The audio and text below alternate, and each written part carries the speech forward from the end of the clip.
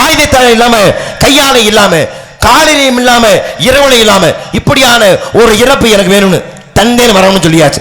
அப்ப இப்படியான வரத்தை கொடுத்த பிறகு அவனை அழிக்க முடியல.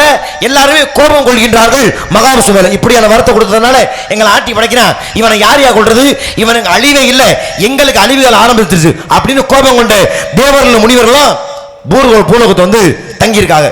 மகாவிஷ்ணு கீழே வர்றாரு, ஐயா இந்த அசுரனை அழித்து உங்களை மீட்டு தர்றேன், மேல வாங்கன்னு சொல்ல யாரும் நம்பல. இப்படியான ஒரு அவதாரத்தை எடுத்து எப்படி அவனை கொல்ல முடியும்? இப்படி வரம் கேட்டிருக்கானே, என்னையா செய்யறது? கோபம் கொண்டு முனிவர்கள் சொல்கின்ற பொழுது, அப்பத்தான் எப்பா இவனை அழிப்பதற்கு இப்படியான அவதாரத்தை நான் எடுத்து காட்டுகின்றேன் என்று சொல்லி இரணியனை அழிப்பதற்கு அவதாரம் எடுக்கிறதுக்கு முன்னாடியே அந்த முனிவர்களையும் தேவர்கள் நம்ப வைக்கிறதுக்கு அங்கேயே அவதாரம் எடுத்து காட்டினாரு.